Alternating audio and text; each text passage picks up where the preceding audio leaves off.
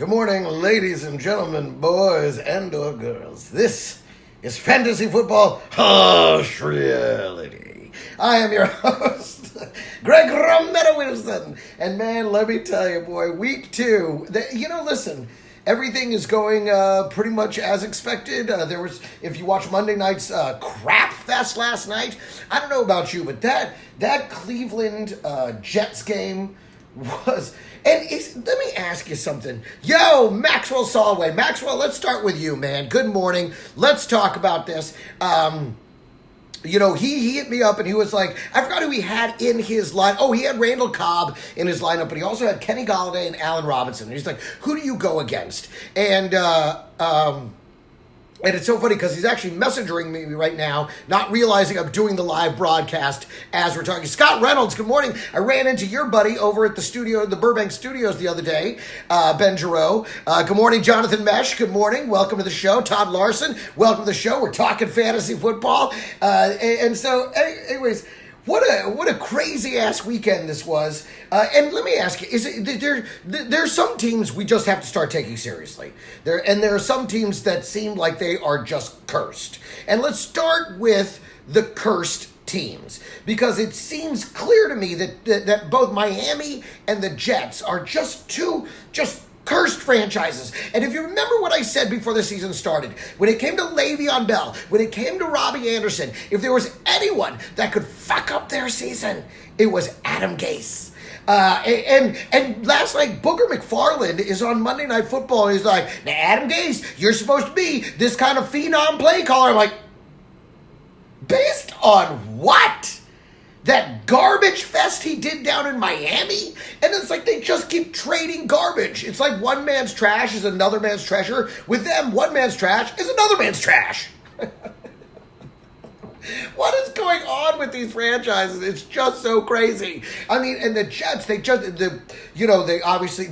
Sam Darnold to mono, which is weird. And then their backup breaks his ankle like in the first play, right? And then they got to send in their third stringer. And then Le'Veon Bell. Oh my God, Le'Veon Bell. Let's talk about this for 1 second. Because this is a guy I really believed in, but with trepidation because of Adam Gase. And sure enough, the play calling was garbage until Falk got in there. And then they're like, well, just hand the ball to Bell. And then all of a sudden they started moving the ball. It was crazy. And then they would have scored. And then Le'Veon fumbled. And let me tell you something. In my comedian's league, Jack Jr. was playing James Fry, and he ended up losing, I think it was 124.65 to 124.34. He lost by a third of a point.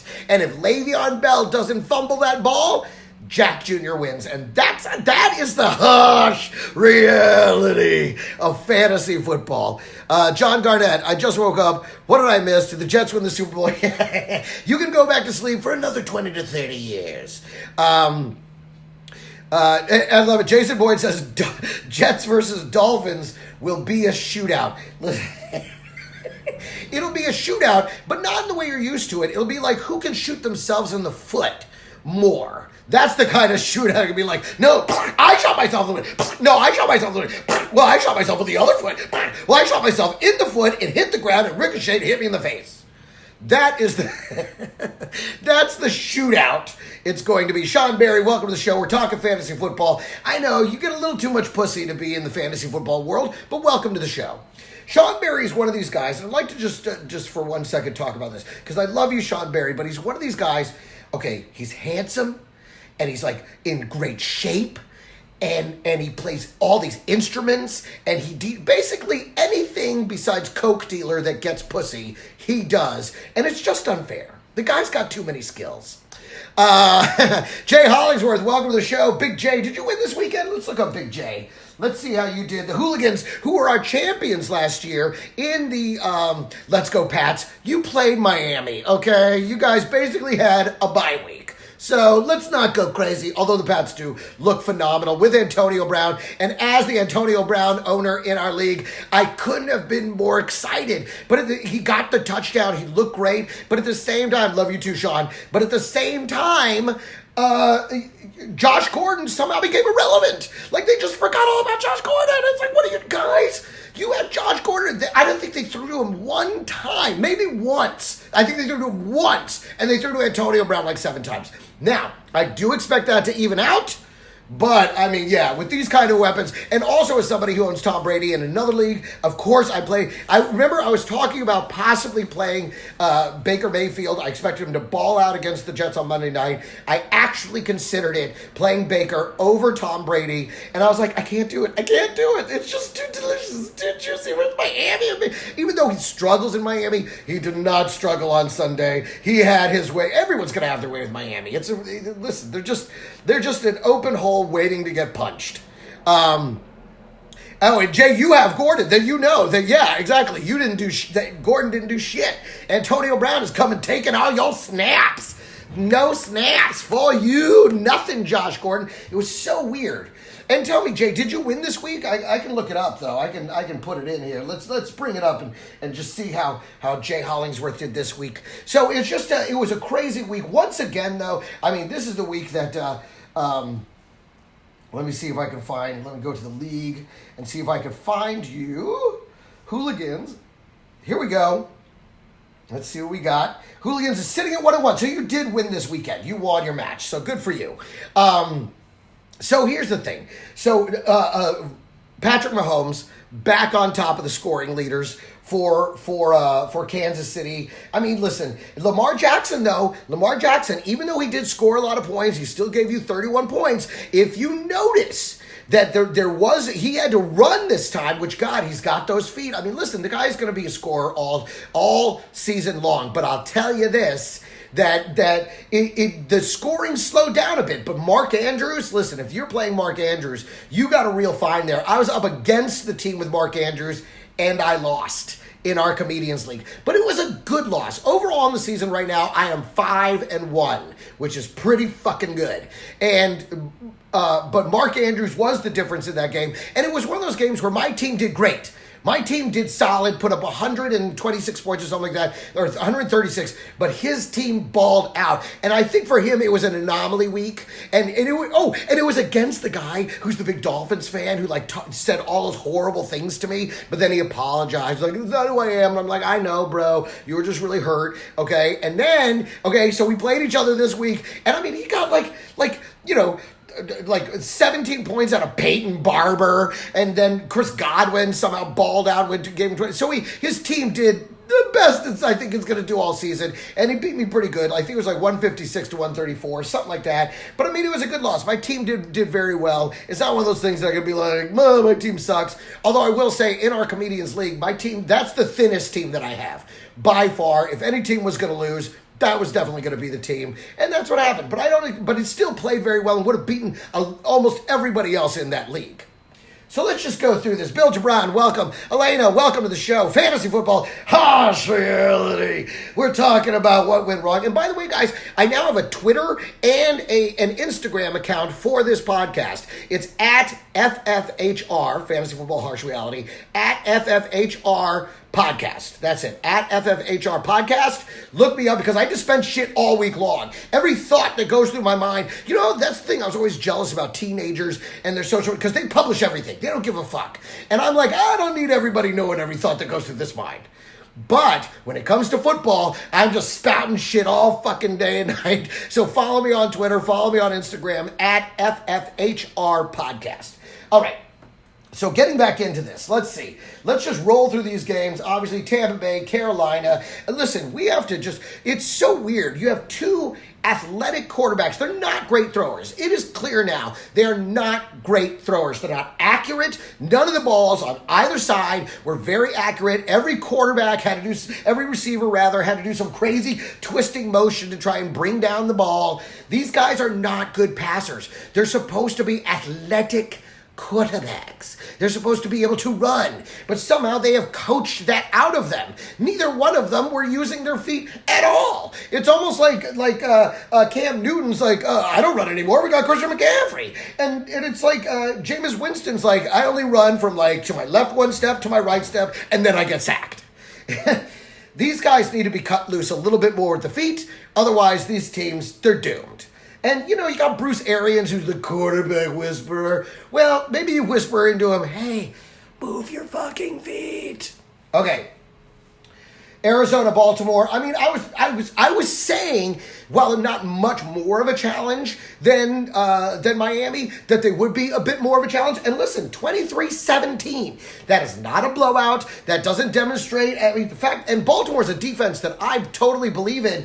And yet, Arizona, Kyle Murray still threw for over 300 yards on that defense. So listen, Arizona is starting to show some life, and I think by the end of the season, maybe a team to consider. Not like, listen, someone we have to really consider right now is the San Francisco 49ers. These guys are coming out. They're coming out hot. Their defense is good. Their offense is good. And if you have Matt Breida, if you picked up Matt Breida off the waiver wire or actually somehow had the forethought to draft him, I was afraid of him because I thought Jerick McKinnon was coming. You knew how crowded that backfield was. And I'm the dope that took the flyer on the $26 million fucking ambulance stretcher, fucking Jerick McKinnon, who's on the IR after one fucking practice.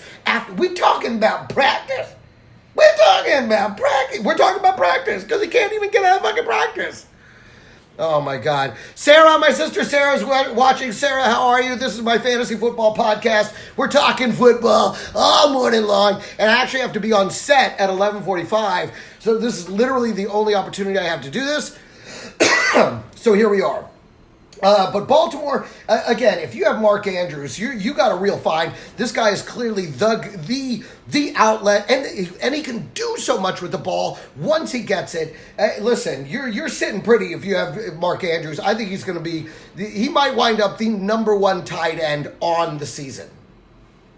Let me see. Arizona, David Johnson is back in the mix. He's doing pretty good, but up against that defense, Kyler Murray still managed to deliver the ball. Let's see where David Johnson wound up this week. And again, talking about San Francisco, Raheem Mostert was the number 3 top scoring running back this week. Craziness.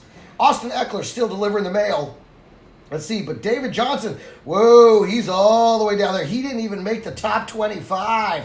That is no bueno. And again, David Johnson, not one of those guys that I really believed in going into this season. I didn't particularly believe in this system. I knew it was going to be a lot of high-flying offense, but I didn't know where, David Johnson, he's been a mirage for the last 2 seasons. Thank you, Sarah. You look awesome.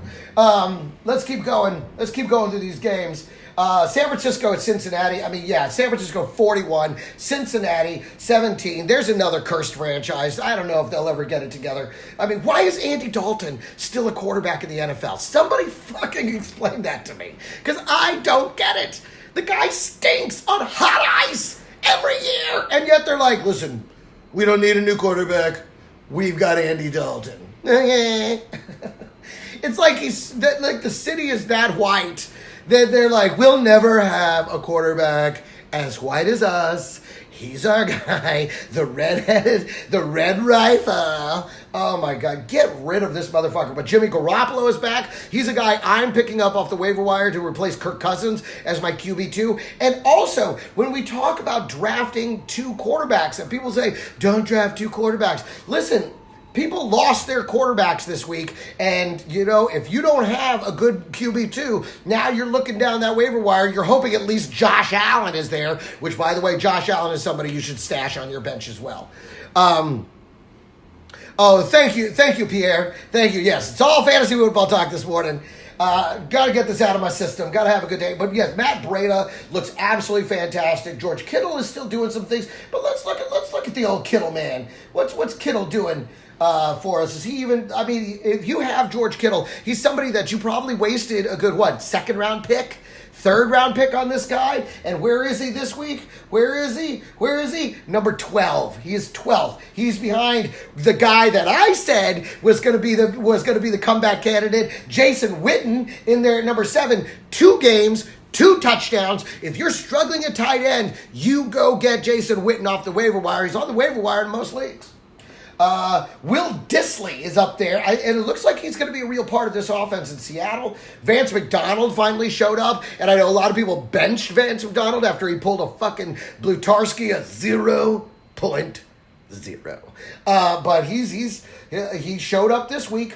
He had 7 catches, 38 yards, and count them, 2 TDs. So I guess he was trying to make up a little bit of ground for what happened last week. Zach Ertz finally showed up. Thankfully, God, and that's the thing. I had Zach Ertz. He had Mark Andrews. Mark Andrews got him 25 points, 8 receptions, 112 yards, and a TD. Zach Ertz, 8 receptions, 72 yards, and he lost a fumble. So, listen, he's starting to get a little bit more involved, but right now, doesn't look so good.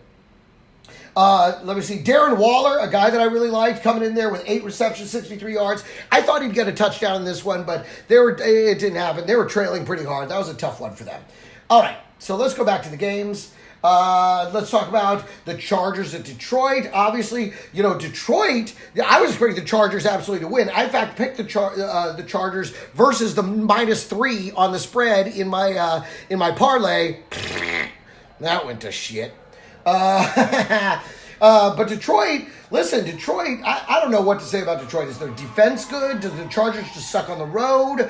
I don't never trust Matthew Stafford. He is not a quarterback of choice for me. So that's one of the games I didn't actually watch, so I'll have to go back and look at that one and see what happened.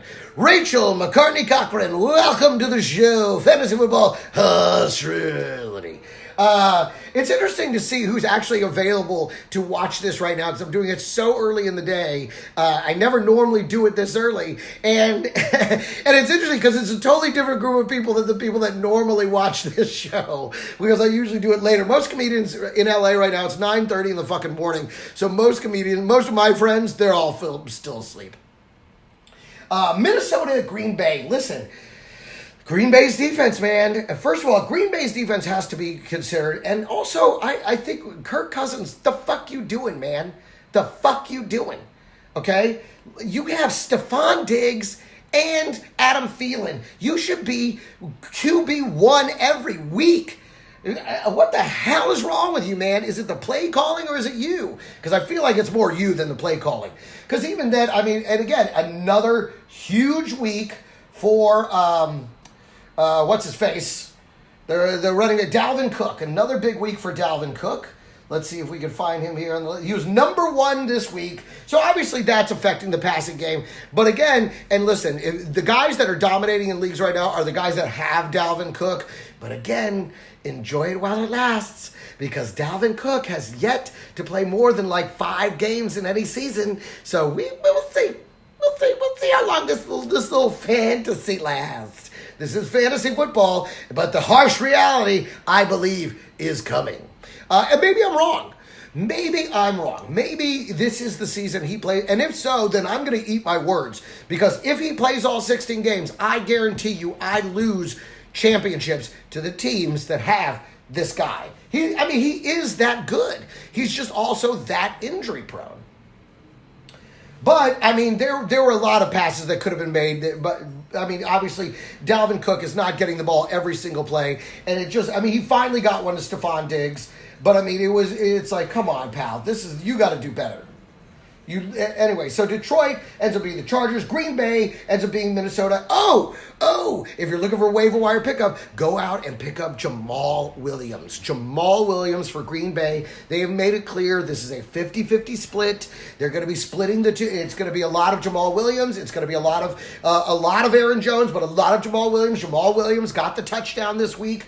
So if you need somebody, you need to go out and get Jamal Williams. Pick him up off the waiver wire this week. I know I'm going to try to. But he's looking good for them. Green Bay's defense is looking real good. And part of that has to be, and that's the other thing. James Fry, the guy I described earlier as being the one that won that game versus Jack Jr. by a third of a point. He is a Minnesota Vikings fan who went to the game in Green Bay and sat in Lambeau Field wearing his Vikings shit and watched them get beat. That's gotta hurt. I know, because I sat and wore my Cowboys shit in Los Angeles Memorial Coliseum during the playoffs last year and watched Dallas lose a heartbreaker to the Rams, who then went and won by default in New Orleans and then went to the Super Bowl and got butt-fucked. So I like to think if the Dallas Cowboys had won that game, it would have been different.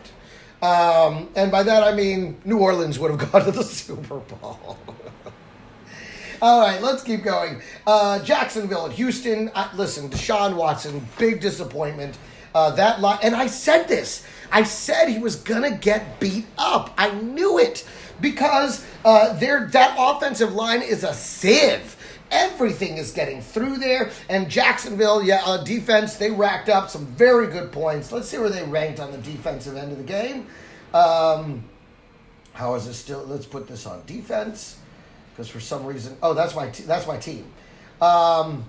Defense, New England was number one. Oh yeah, of course. Good. Did you see that New England, because in my league, they put up 57 points on defense. 57. That's how bad Miami sucks. They like to eat the bucket of dick. I don't know if you've been to Miami, but apparently a major cuisine down in Miami is the bucket de dick.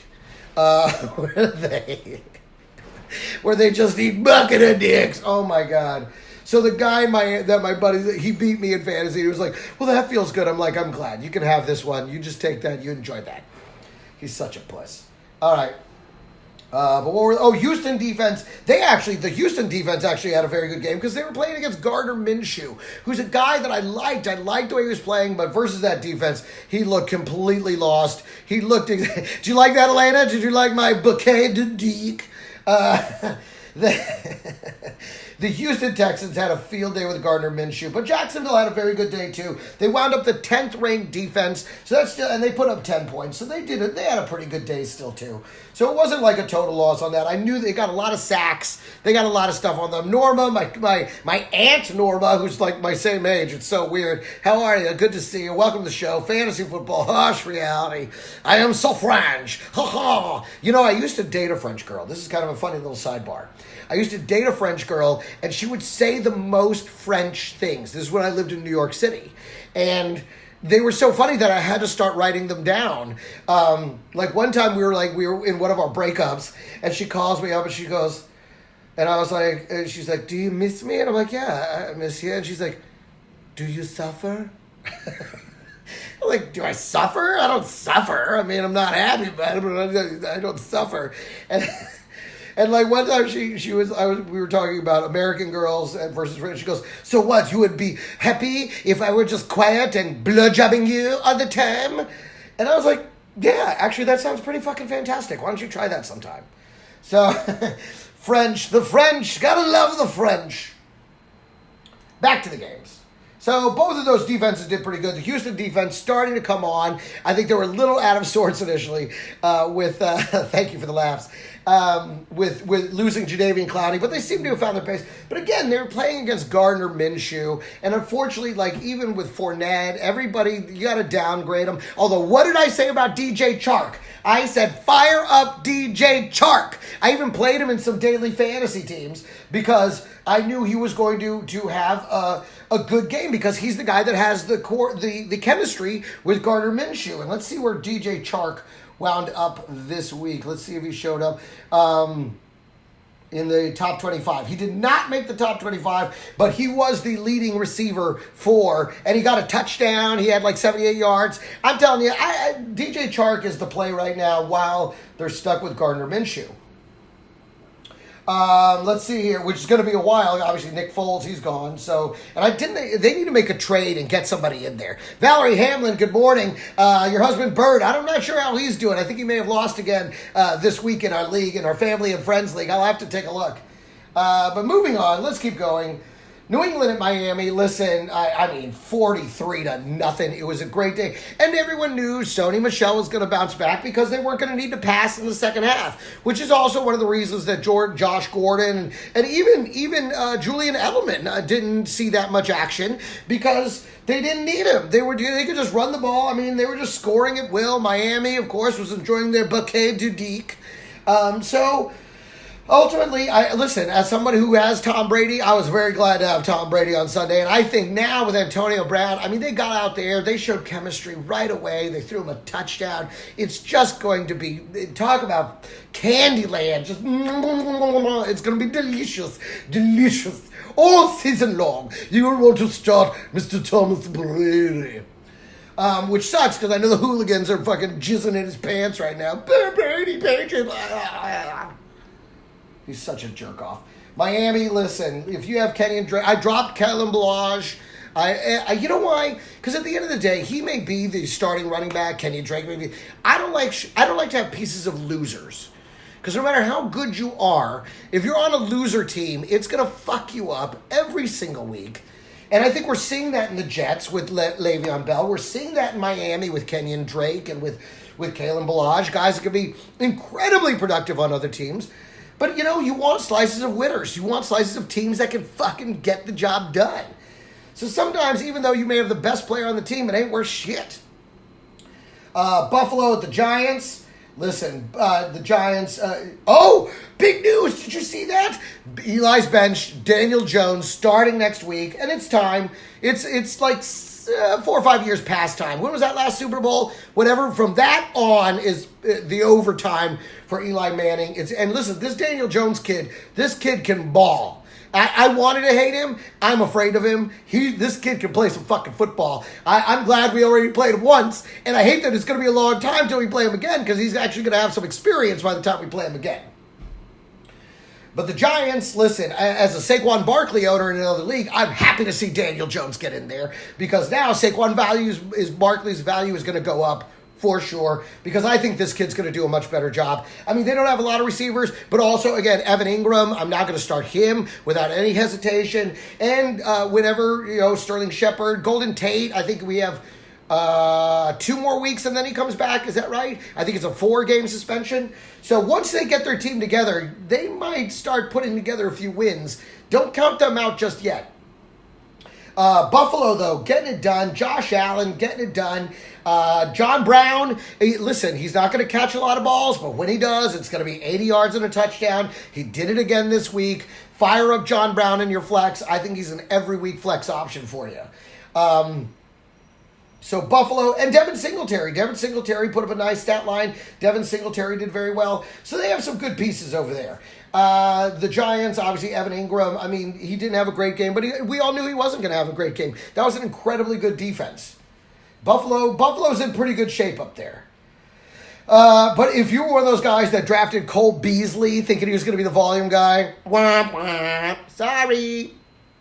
Those of us who saw him in Dallas knew that they gave him like $26 million. Like, to Cole Beasley? What are you, stupid? Moving on. Seattle at Pittsburgh. What a win for Seattle, and I love watching Pittsburgh go down. So, but and Ben Roethlisberger, Drew Brees, both of them injured. Drew Brees is going to be out. He had to have surgery on his thumb. He's out like at least 6 weeks. Ben Roethlisberger out for the season. So again, if you didn't draft 2 quarterbacks, this is why you draft 2 fucking quarterbacks. Because now you got to go on the waiver wire and you got to find somebody, and it's not going to be anybody. You're going to end up, who are you going to start? Mason Rudolph. So now, unfortunately, and look, Juju Smith production has already fallen through the floor. James Washington has fallen through the floor. Although I will say this, Mason Rudolph looked pretty good. He looked very composed. He looked very poised. He looked good. And so he is not the worst thing to happen to that team, but he is the worst thing that happened to Juju Smith-Schuster. And now Connor is injured. Connor's out the door. And Connor, I didn't want to. And listen, I was thinking Nick Chubb might be my bust for week 2, for his second year running. Now, Connor's not a bust because it looks like injury got him, but I think it might be Phillip Lindsay. And I have him in 2 leagues. Okay, but we'll get to that. But Connor's now out. Listen, Pittsburgh, they're getting beat up. Not as bad as the Jets are, but they're getting beat up by injuries pretty bad. Now, the team that got beat up the most by injuries, they contributed to what I can only describe as the most delightful first half of football that any Cowboys fan has ever enjoyed while watching another team. And that was the first half of the Philly game. Where the Eagles lost, what's his name? Alshon Jeffrey. They lost Deshaun Jackson.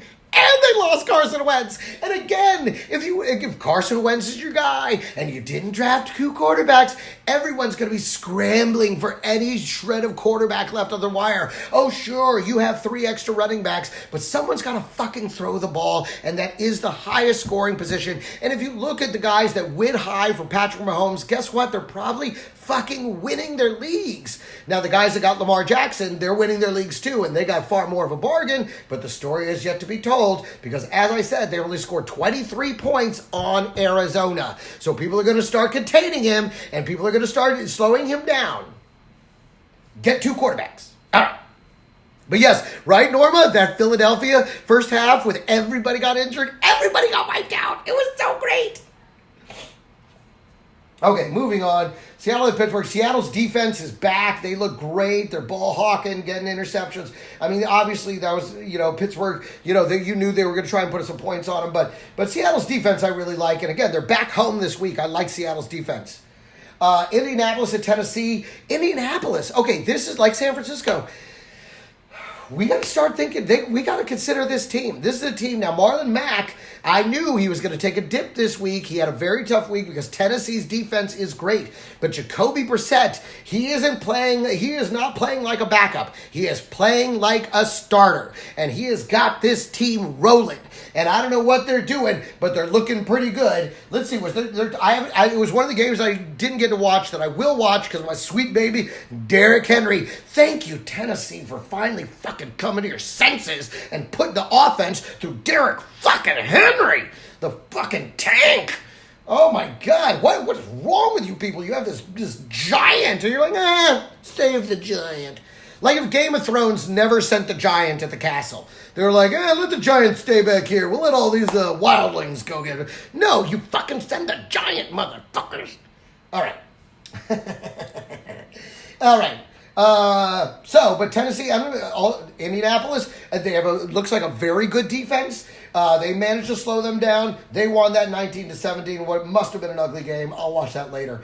Dallas at Washington, a delicious game. I said specifically I said it on this podcast. I said to a buddy of mine who's a Redskins fan, I said, Dallas will beat Washington by 10, but that Adrian Peterson would still have a good day. I predicted 100 yards and a touchdown. He got like 56 yards, but he still got that touchdown, and he still had a very good day. If you played him in your flex, you were very happy with the results.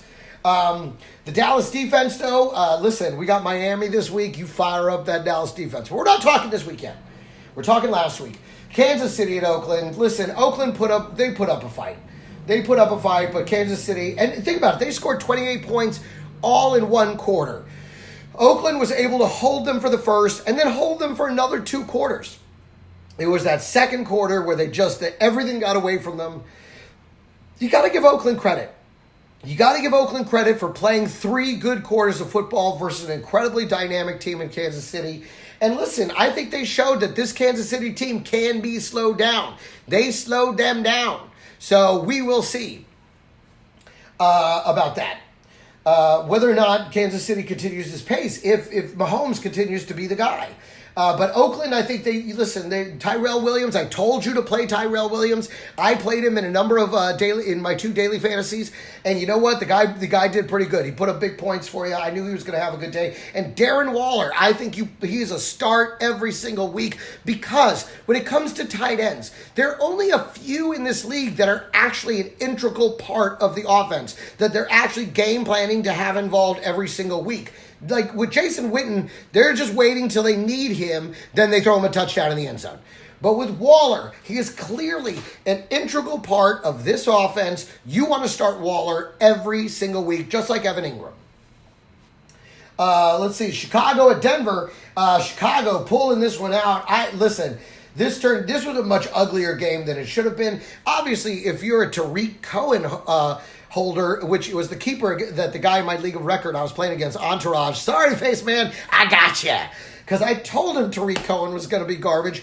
And I also said this was the week they would start using David Montgomery more, and they did. They finally got David Montgomery going a little bit, and David Montgomery got a touchdown. And to be honest, I wish I'd played him over Philip Lindsay in my league of record, but it's okay, I still won that game.